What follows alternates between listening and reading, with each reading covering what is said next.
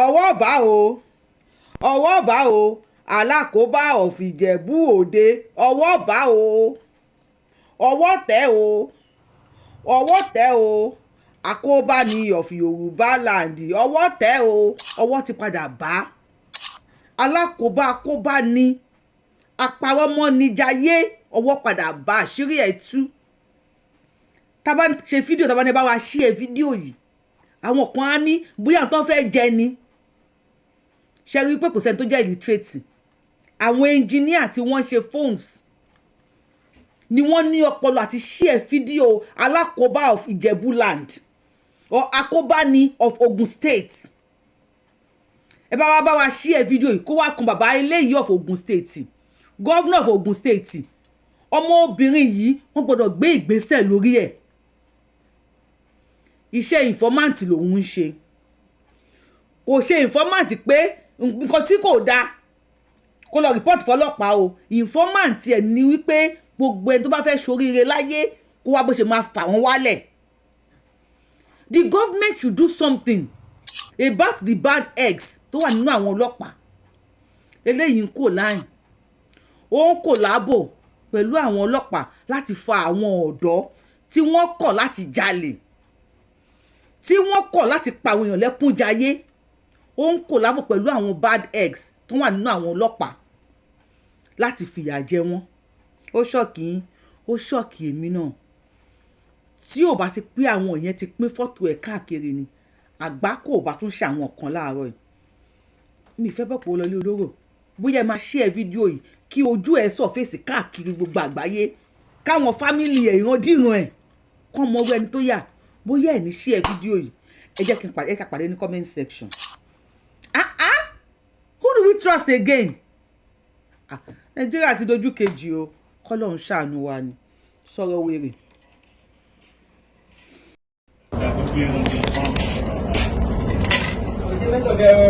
wọ́n ti sẹ́ẹ̀tì kámẹ́rà.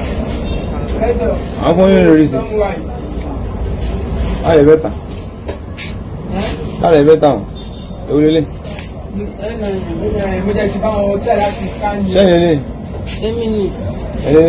Èmi gangan ni ó ti pé. Ta ló jọ yín? Ṣé torí kó ti ṣe kíní àbí mi ìṣerun bí bàbá mo ṣerun bí ṣe ń pàbí omi sókè. Ẹ bá àgbẹ̀. Ẹ bá àgbẹ̀ tó ojú yẹn. Ìjọ yín á. Èmi ni. Orí yín fi mi wà ní ilé yìí. Ẹ fẹ́ bú mi ni. Fẹ́ bú yín ni. Ilé ẹ tà ọ́.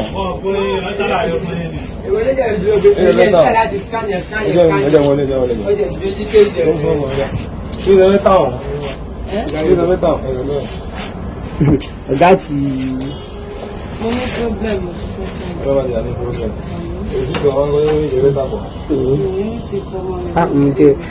like the phone of guy. Ǹjẹ́ you laptop yìí. That's the music. Imagine Paparawa, I see what the past thing do. About Tafon, how engineer. What Tafon, you want to pull up our arrest. Video start to one million video into 1 million. New engineer. What's one bed? And yes, they go one shop. The one shop, man, come on, butter. Eh? Àwọn ọlọ́pàá tẹ́lẹ̀ ṣe fún yẹn wọ́n á gba ìpín màá tó kọ́kọ́ sí rẹ́kọ̀dì ní kámẹ́rà wà ṣọ́ọ̀bì ní màá rẹ́kọ̀dì ní màá ṣe bí ẹ̀yẹ́ sọ máa mo lè gba ojú yín o mo lè gba ojú yín wọ́n dúró mọ́ nípa ọ̀rẹ́ yìí jẹ́ inú mo lè gba ojú yín mo lè gba ojú rẹ màá gba ojú yín ojú yín màá gba ojú yín mo ní wọ́n dá inú lé mi ni. gbogbo ẹnjìníà jẹ́bọ̀dẹ̀ wọ́n ti send picture yín sí mi gbogbo ẹ̀ picture ti wà ní everywhere wọ́n ti send ẹ̀ wọ́n káníṣọ́ọ̀bù lẹ́wọ̀n ní àbọ̀ tí wọ́n ṣọ́ọ̀bù wọ́n tó mẹ́jọ tá à ń ṣiṣẹ́ ọmọṣẹ́ mi a máa nà yín àwọn ọlọ́pàá tẹ́lẹ̀ ṣẹ́gun àwọn agbé ń gbóná àwọn evidence tó máa fi claim pé pẹ̀ṣẹ̀ wọ́n ṣe kiri nìyẹn because wọ́n ti cast yín àná àwọn ẹni tó bèrè decision lánàá ṣé mo parọ́ ẹ sọ fún mo parọ́ ẹ sọ fún mo parọ́ ṣe mo parọ́ màá gbá ojú yín ọlọ́ọ̀ màá gbá ojú yín màá gbá ojú yín wà mo ṣe fídíò ìlú wa yóò ẹni 50 bẹ́ẹ̀ bá wọ́n sọ station nìyẹn kí ẹ lẹ́rìí gbà ní sẹ́tẹ̀ ṣe kí ẹ lẹ́rìí gbà ní sẹ́tẹ̀ kí lè fẹ́ nípa ìṣẹ́ ìwọ̀n ẹ sọ fún mi kí lè nípa ẹ ṣiṣẹ́ informant iṣẹ́ wèrè lẹ́ṣin iṣẹ́ wèrè òun lẹ́ ṣe mo ti sọ fún wọn pé kẹ́kọ̀ọ́ wá ṣọ́ọ̀bù mi wẹ́ẹ̀kẹ́ dé oyin gbọ́mọ̀ wà ọmọdé ṣọ́ọ̀bù mi lásán máa ń lọ yín bá máa kọ́ náà ipa máa ní káwọ́ ẹsẹ̀ náà ipa obìnrin máa ń ṣọ́ọ̀bù mi ṣe máa ní kó mi yẹn náà ìkọ́ náà kó ara zì obìnrin máa ní kó náà yìí máa ní fọ́ọ̀sì obìnrin tó obìnrin máa ní kó náà yìí. ọba náà yìí bẹ́ẹ̀ àwọn ọlọ́pàá ń yẹ wa àwọn evidence ń bí ẹ̀yàn àwọn evidence wọn wọ́n wá clean àwọn ní fídíò tó ti caption yín tó picture yín máa gbé picture yín jáde group yẹn dà picture yín tó ti gbé picture yín síbẹ̀ station náà wọ́n ti sọ inú group yẹn lánàá àárọ̀ ìbóyè débi náà wọ́n ti sọ ẹ ti dé bí o mo ní kó dúró lé mi ẹ̀yin rè abẹ́ẹ̀kọ́ rè ṣé ẹ̀kọ́ rè ẹ̀yin kọ́ rè ok so ẹ̀yin gbà ní evidence àwọn evidence lọ́wọ́ gan ẹ máa rotate gbogbo information yìí kiri gbogbo Ogun State láti gbé sí èyí ni máa káàsì olóńgbé Ogun State ó máa dé Ogun State wọ́n á mọ̀ yìí nígbà tí wọ́n lọ ṣe tó máa ti nà nípa tó máa kú ẹ̀wọ́n á yẹ ti gbogbo iṣẹ́ tẹ̀ ṣe iṣẹ́ ìwé lẹ́ṣẹ̀ náà kí lè fẹ́ nígbà nù yẹn kí lè fẹ́ nígbà nù yẹn kí lè fẹ́ nígbà nù yẹn mo fẹ́ mọ̀ kí lè fẹ́ nígbà nù yẹn kí lè fẹ́ nígbà nù yẹn ó tán fún yàrá àwọn ọlọ́pàá tó ń rán iṣẹ́ yẹn gan mo máa káàsì wọn àwọn student mo máa fọ́ àì kéèsì àwọn ọlọ́pàá yẹn ẹ bá dáwọ́ ilé ìyẹn lẹ́gbẹ̀ẹ́ mú ìyáde gan àwọn olùkọ́sì lọ́yà association máa report so ó máa sú ó máa fọ́ àì student kéèsì gbogbo àwọn ọlọ́pàá tó ń ṣe tẹ́yìn ṣẹ́fẹ̀ náà máa kó ẹkùn bá ṣe ọlọ́pàá jẹ́ bá gbé ẹ̀jẹ̀. ó ní kéèsì ọwọ́ fún wọn lẹ̀ tó bí wọn ti ṣẹ́sẹ̀ tí wọ́n ọlọ́pàá ló ń ṣe fún. kí ló ṣe nǹkan tẹ́mi yìí ń sọ fún wọn lẹ́ẹ̀kan yìí ni pé kò mẹ́. ọlọ́pàá ló ń ṣe fún náà so tó bá débẹ̀ wọ́n máa sẹ́dá ara wọn ni eléyìí dc twitter máa tó fọwọ́ adérọ́pọ̀ ní twitter ni máa send ẹ̀ sí twitter pátá kan tó wà lọ máa send ẹ̀ sí àwọn ọlọ́pàá jẹ́ bóde division ìgbégbà I will cast every one of you you stop that foolish work you are doing jọ́lọ́pàá ní ni kí ni kí ló wá ṣẹlẹ̀ ẹbí ń ṣe lè ṣe kí ló lè ṣe lè ṣe kò sí ọ̀kan tó ní owó ẹ̀rẹ̀ lówó padà ẹ̀wọ́ kó fún kí o wà fún why you doing this tell me why you doing this just tell me the point why you doing this just let me know kí ló lè ṣe lè ṣe kí ló lè ṣe ọkọ̀ yẹn ọlọ́pàá wọ́n kò gbé sí ọ́fíìsì pé wá mọ́ bá sì wá o màmá mọ́ ọ̀rẹ́ wá ó ní ẹgbàá iná wá fún yín tó bá ti gbó lọ́wọ́ bèèrè iná fún yín. wọ́n fún mi lówó kankan. ayé rẹ bàjẹ́ abẹ́ ṣe òfin ló rẹ̀ lọ́kà wọ́n lè rí sí ẹ̀ńdà jífọ̀ lọ́kà wọ́n lè jí wọ́n rí sí. mo lo 3 weeks ní. kò ń ta àwọn ìgbà lọ́sẹ̀ báyìí lánàá ìtí.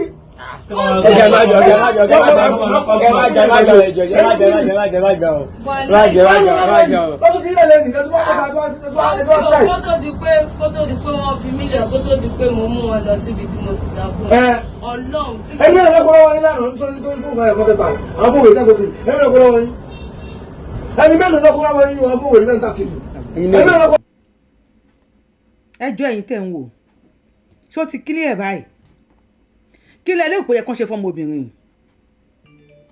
kí ni nǹkan tẹ́yin rò pé ó yẹ kí wọ́n ṣe fún irú ìdájọ́ wo lẹ́yìn rò pé ó yẹ kí wọ́n ṣe fún ṣe máa bá wa share fídíò yìí sìn abẹ́ ẹ̀ ní share fún more people to see because ìgbà tó ti cast lógùn state yìí nísìn tó ti cast níjẹ̀bú òde ṣé kò tún lè tẹ̀síwájú bóyá ọmọ tiyín ló ń ṣe engineer bóyá ọmọ tèmi ló ń ṣe engineer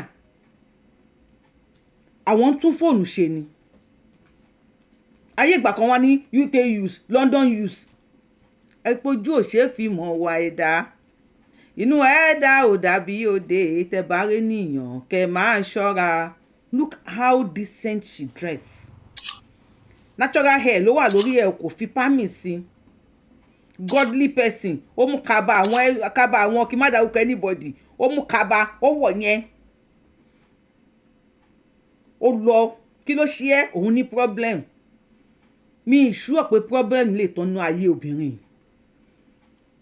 because òun kì í ṣe pé àbí mo ṣe pé ni ó ti pọ̀ jù èmi ò lérò pé ni torí àwọn tóun náà ń kó lọ fún ọlọ́pàá gbogbo èèyàn tí ó ń jìyà kọ́ ló yẹ kí èèyàn ṣàánú fún èmi ò ní ẹ má ṣoore o mi ní ẹ má ṣàánú gbogbo èèyàn kọ́ ló ṣe é ṣoore fún ẹ bá wa share fídíò ẹ bá wa tẹ́tọ́ pọ̀ lórí show yìí kí everybody rí ojú ọmọbìnrin yìí wípé apanilẹ́kúnjayé ni ẹni ibi ni ọ̀tá ọlọ́run ni ó lóun ní problem ló ti fẹ́ ta fóònù àyìnbó èèyàn tó máa ní problem tó máa ta fóònù wọn tó máa fi solve problem yẹn tó bá dẹ̀ yanjú ẹ̀ tán wọ́n ra nǹkan míì you see many people they love putting on gold they love using their money to buy gold tí nǹkan kan máa tó máa fẹ́ ṣe wọ́n kó gold yẹn lọ síjà wọ́n á tà wọ́n dẹ̀ fowó yẹn ra nǹkan wọ́n fi ṣe business tó bá fẹ́ ṣe at the end of the day tó wọ́n mi bá tún yọjú wọ́n tún ra gold míì such is life oníkàkú ló mọ tó fẹ́ fowó ṣe kíyàn wá déwájú yín kó lóun ní problem. Àwọn engineer yìí sìn ẹlòmíì tí ò lówó fóònù tuntun àwọn ló máa lọ bá ìjọ tó bá rẹ́ni tó bá fẹ́ ta fóònù o tó bá pé bí ó gẹ ẹrùn kan sórí sìn àbọ̀ búrẹ́ ọmọ yahoo àní kí ló tẹ̀yìn náà ra fóònù lọ́wọ́ ẹ̀. Wọ́n ní èèyàn 10 àbí èèyàn mẹ́rin lẹ́gbẹ́ pé wọ́n pè ní àwọn ọlọ́pàá kó níjọ̀wọ́ tó gba 50 bail lọ́wọ́ wọn. Wọ́n ní bó ṣe máa ń ṣe nìyẹn ẹ̀gbọ́n tóun náà sọ lẹ́nu bí wọn ò fún òun lówó kankan. Ṣé owó tó dẹ̀ ń gbà yìí ṣó owó ẹkún tó ń gbà yìí ṣó máa fi ra jẹ ẹ̀rín ṣá? Ṣó possible kọ́mọbìnrin yìí mú owó yìí kó fi ṣe nǹkan tó dáa ṣá? Á bímọ o. Àwọn tó gba 50,000 lọ́wọ́ wọn yẹn ìmí ò ní rówó school ọmọ ẹ̀ san. Owó tó bá wá settle òun á lọ fi sanwó school ọmọ tiẹ̀. Ẹlòmíì tó ń jìyà lénìí tó lù tí ò yọ ẹ lọ bèrè lọ́wọ́ ìyá ẹ̀. Ọmọ mi tó ń dààmú tó ń fòrò tó ń fìtínà wọ́n á ní kó lọ bì yẹ̀wò. Ọmọ mi tó máa ní ta ló ń ṣe tó máa lọ yẹ̀wò wọ́n á ní ìyá ẹ̀ ló ń ṣe. Kì í ṣe pé gbogbo babaláwo àáfàá pásítọ̀ tó sọ fẹ́ pé ìyá ẹ̀ ń ṣe ẹ́ kì í ṣe gbogbo ìyá yẹn là jẹ́. Àbí òun ní ẹni bí ibi tí ìyá mi ti fìrò fọ́nà ni o. Ibi tí ìyá mi ti dáràn ni o. Ẹlòmíì tó wò pé àtinútẹ́dọ̀ ló ń fi ra fóònù yẹn lọ́wọ́ pé kóun fi ṣàánú ẹ̀ tó lóun ní problem. Ẹlòmíì tó kì í fẹ́ gbọ́ mo ní problem sétí. Bí èmi báyìí wọ́n kí ní ẹ̀bẹ̀tì nígbà kan nìyẹn. A ń jẹ́ kóun ṣàánú ẹ̀. Tó máa bí pé problem wo ló ní nísìn ẹ̀ pé orí ọmọ ló máa gbé lólè láwọn ọmọ wọn ò tí ì jẹun látàárọ̀. Kíní kan ò tí ì ṣe látàárọ̀ kò lè kiri pure water ẹ̀ wá ṣàánú èèyàn àwọn ará fóònù lọ́wọ́ ẹ̀. Pé táwọn bá ra bí 20,000 àwọn náà lè ta bí 21,000 káwọn náà jèrè 1,000. A wá lọ gbé ọlọ́pàá wá. Ọlọ́pàá wá kó wọn wọ́n máa wá béèrè owó tí wọn ò ní lọ́wọ́ wọn wá fìyà jẹ wọ́n. Òun wá ń ṣèyẹn káàdì báwo lọmọbìnrin yìí ṣe ń sùn lálẹ́. Náà kò yé mi nì báwo ló ṣe ń lójú oorun. Á dẹ̀ wò pé òun máa gba owó yẹn òun á fi ṣe ohun tó dáa. Mi ò sure mi ì sure ni ẹ̀yin ọlọ́pàá kí wá ní ká ti pè ti yín sí. Ẹ̀yin ọlọ́pàá Nàìjíríà kí ni ká ti pè ọ̀rọ̀ ti yín sí. Tẹ́ ń ṣe agbódegbà now ibo la máa mú ọmọbìnrin yìí lọ tó bá mú olè wọ́n ní ẹ pè agbófinró. Agbófinró wo la mọ̀ tá máa pè nísìn tí ọmọbìnrin yìí ò mọ̀ ọ tí wọn ò mọ ọmọbìnrin yìí ọ tí wọn jọ wà ní rapport good rapport pẹ̀lú ẹ̀ tí wọn jọ máa ṣe wọlé wọlé tó jọ máa ṣiṣẹ́ papọ̀. Agbófinró wo la máa pè nísìn tí wọn padà release ọmọbìnrin yìí. Tágbésùmọ̀ mi bá gbéyàn tó bá lọ pe ọlọ́pàá wọ́n padà release ẹ̀ ni. Ṣé ibi tí Nàìjíríà ń lọ sìn ṣé ọ̀rọ̀ Nàìjíríà ó ti kọjá be careful lọ́dọ̀ tèmi. I don't even know what to say about it again. Kí ló lè tó báyìí kí ni nǹkan táwọn èèyàn ṣówó lọ́dọ̀ àwọn èèyàn wá báyìí ni àbó ní nǹkan míì tí wọ́n wá.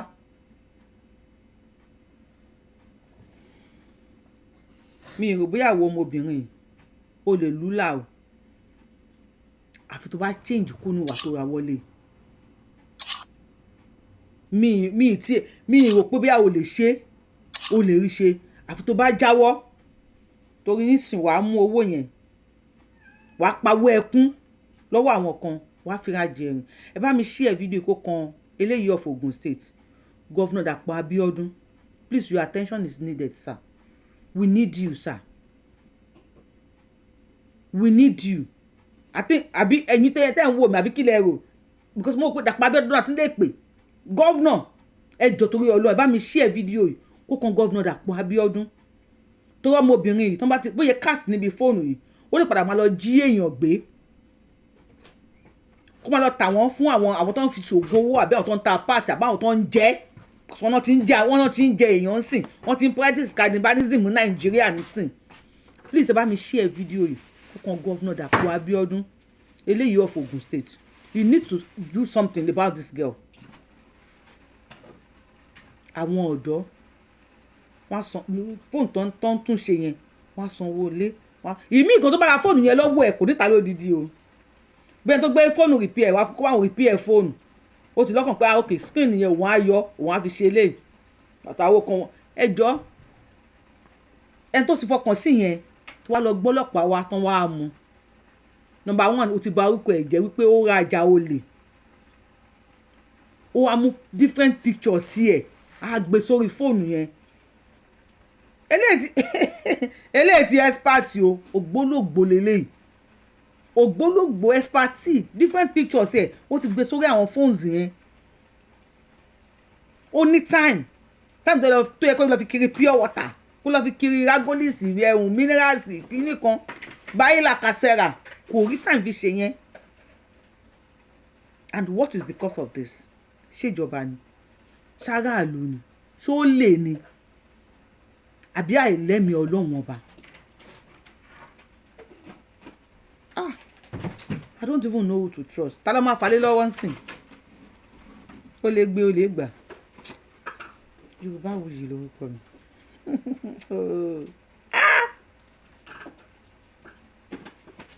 Ṣé kò yẹ káwọn pípín kan fọwọ́ ba ọmọ ẹ̀lẹ́ yìí díẹ̀ ni?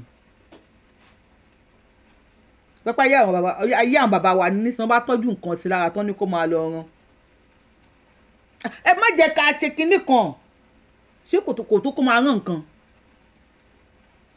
Ṣé kò tó kó máa rán nǹkan?